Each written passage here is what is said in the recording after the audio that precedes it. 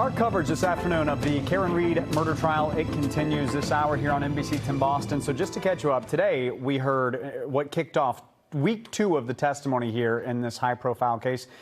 There was some drama from the very start here. NBC 10 trial analyst Sue Connell, she's been sitting inside that courtroom for us from day one. She's joining us right now live from the newsroom. So, Sue, defense attorney David Yannetti is accusing the prosecution witness, Katie McLaughlin, of perjury. For those of you at home who haven't seen this, take a look right now. It's very clear to us that Katie McLaughlin perjured herself. So explain this one to us, Sue. Why exactly is he making this allegation here? That seems like a bold statement to make. Well, Colton, this happened before the jury entered the court. So this was to settle things before the jurors were going to hear things, okay, just to make sure we're clear on that. And defense attorney Yannetti is alleging that over the weekend, he received a deluge of photos of Canton firefighter and paramedic Katie McLaughlin with Caitlin Albert. Now, Caitlin is the daughter of the owner of the home where Officer John O'Keefe's body was found, Brian Albert. So what's the big deal? They went to high school together. They've known each other. What's the big deal? Well, McLaughlin testified that while she and Caitlin were in a friend group, they were not one-on-one friends, and she testified that she and Caitlin never went on vacation together and made it seem like they were just mere acquaintances, but not more than that. That back and forth was one of the more compelling testimonies from last week.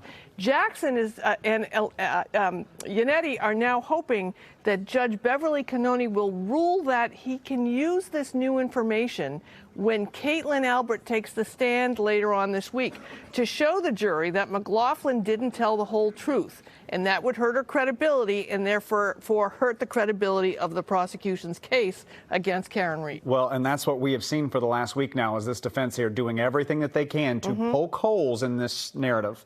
Also taking the stand today was Canton Police Lieutenant Paul Gallagher. He's a big piece of this, right? Right. He was in charge of preserving the evidence where John O'Keefe's body was found. What did he have to say while he was on the stand today? Colton, I got to tell you, we need hours to talk about what happened today in court. We learned today that the Canton Police Department did a lot of improvising on the scene. They really hadn't had a murder case in the snow, and they didn't have some of the equipment they needed because the state police wasn't there. So they used red Solo cups. You know the cups that you play beer pong with? They used those that they got from a neighbor near the crime scene to collect up the blood evidence, and that they brought that uncovered back to the police station. We also learned more details about how they used a leaf blower to clear some of the snow. Now, that's the first time any of them had ever done that. They improvised, they said, and we later saw pictures of the Canton police using a paper Stop and Shop bag to collect evidence that they were taking from Karen Reed's car. We also learned that the crime scene, not necessarily so secure after the Canton police after just 2 hours of arriving there. All right, let's talk about, I want to stay on the police here. We also heard from Canton Police Sergeant. We're talking about Mr. Sean Good here. He's a veteran of the department who also responded as well.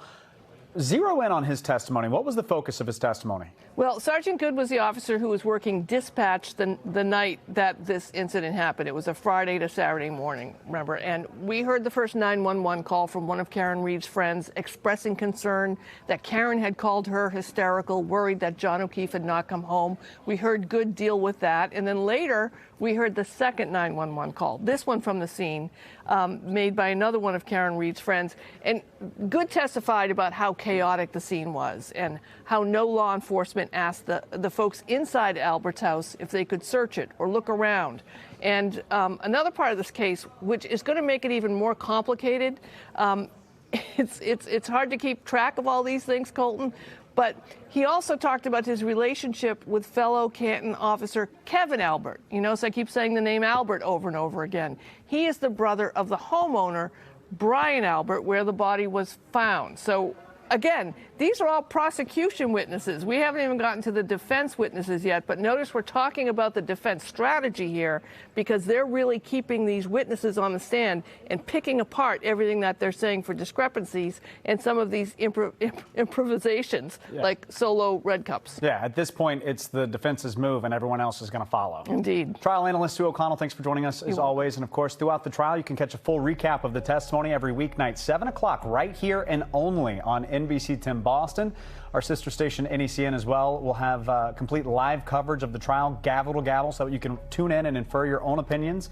We're carrying all of that testimony live for you, again, on NECN, NBC10Boston.com. Of course, all of our streaming platforms, talking Roku, Peacock, and Samsung TV. Stay with us here on NBC 10 Boston. We'll be right back after this.